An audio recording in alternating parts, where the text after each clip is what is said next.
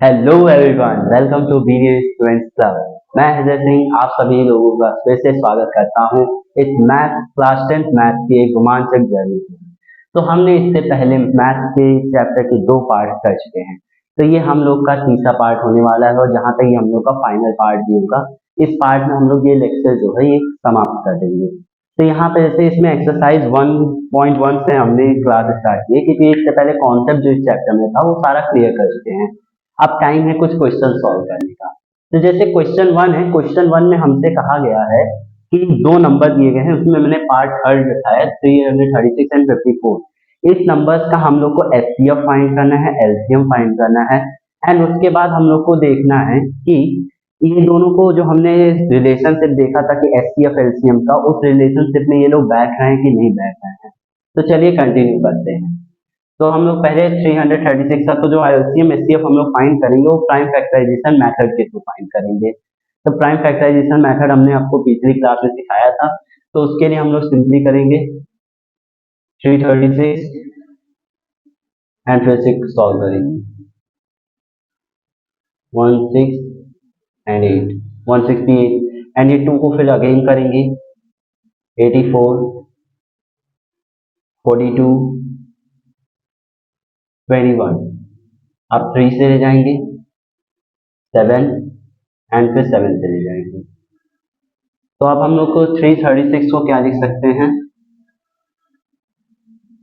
336 को लिख सकते हैं 1 2 3 4 2 की पावर 4 इंटू 3 इंटू 7। 336 का प्राइम फैक्टराइजेशन हमने कर दिया। अब 54 का हम लोग दूसरे मेथड प्राइम फैक्टराइजेशन करते हैं ताकि हमारा दोनों मेथड रिवाइज हो जाए। तो दूसरे मेथड से करने के लिए हम लोग 54 को हम लोग ट्री मेथड से करेंगे। तो ट्री मेथड से पहले हम लोग ने यहाँ पे 2 से प्राइम फैक्टराइजेशन किया, तब यहाँ पे हो जाएगा 27।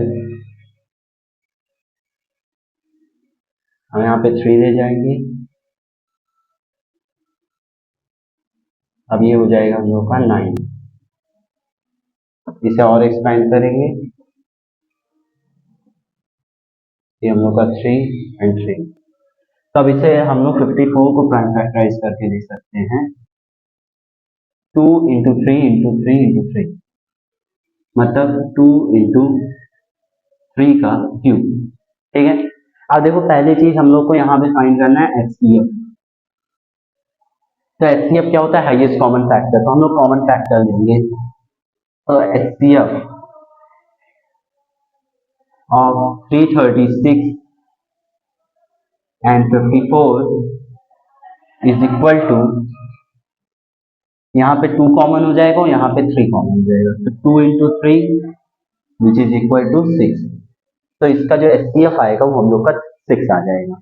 एंड यहाँ पे अगर सेम तरीके से हम लोग एलसीएम भी फाइंड करें तो एलसीएम जो आएगा वो कॉमन फैक्टर जो है हम लोग का 6 हो गया, फिर इंटू में 2 की पावर 3 यहाँ पे बच गया, तो 2 की पावर 3 होता है 8 इंटू 3 की पावर 2 मतलब 9 एन इंटू 7। अब इसको मल्टीप्लाई कर लेंगे हम लोग का एलसीएम भी आ जाएगा। ठीक है। 8 6 48 और 9 7 63। अब इसी के साथ में मैं आप लोगों को एक ट्रिक बता दे रहा हूँ जिससे आपको इस टाइप के अगर नंबर्स का मल्टीप्लिकेशन करना हो तो वो आपके लिए इजी हो जाएगा। तो जैसे अगर आपको मल्टीप्लाई करना है 48 इंटू 63, इन दोनों नंबर को आपको मल्टीप्लाई करना है, तो उसके लिए आप ये ट्रिक अपना सकते हैं, इस ट्रिक को। मतलब पहले इन दोनों को, फिर क्रॉस, फिर जीरो।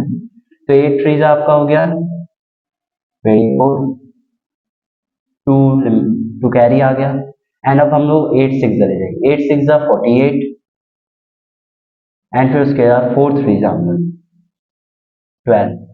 अब इसको ऐड कर देंगे, तो इसको ऐड करने पर हो जाएगा 64 68,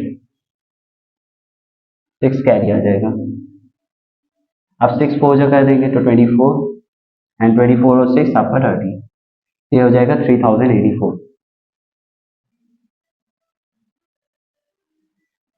तो हम लोग का ये आ गया एचसीएफ भी आ गया 6, एलसीएम आ गया 3084। अब हम लोग को वेरीफाई करना है कि अब हम लोग इन दोनों का प्रोडक्ट कर लेते हैं। तो 336 का प्रोडक्ट हम लोग करना है 54 से। अब ये जो इसका प्रोडक्ट कर देंगे, फिर उसका जो हम लोग का रिलेशनशिप था उसके बीच में पुट करके हम लोग फाइंड कर सकते हैं।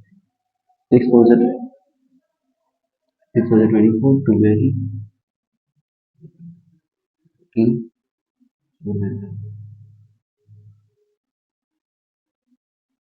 33 कैरी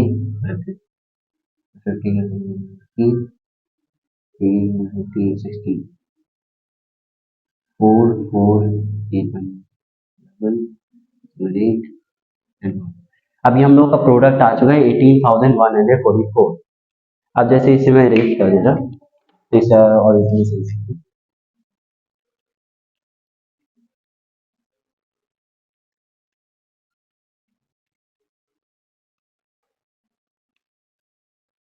तो जैसे प्रोडक्ट जो हम लोग का वो फॉर्मूला था उसमें HCF into LCM means HCF of A and B into LCM of A and B is equal to A into B. तो ये हम लोग का रिलेशनशिप था। अब इसी में पुट करके हम लोग देखेंगे कि सेटिस्फाई करता है कि नहीं करता है। तो 3084 जैसे HCF जो था वो हम लोग का 6 आया, 6 into 3084 is equal to A into B हमने फाइंड किया 18,144। अब यहाँ पे अगर आप लोग इसे सॉल्व करेंगे तो इसका जो आंसर आएगा वो आपका 18,144 ही आएगा, जो कि यहाँ पे हम लोग कह सकते हैं प्रूव दैट कि 18,144, जिससे हम लोग ने प्रूव कर दिया है कि ये हो गया। अब सिमिलरली जो इसका सेकंड क्वेश्चन है एनसीईआरटी में और इस फर्स्ट क्वेश्चन के जितने भी पार्ट हैं सब सेम ही तरीके से होने हैं, तो इसमें कोई दिक्कत नहीं है। तो हम लोग थैंक यू एवरीवन।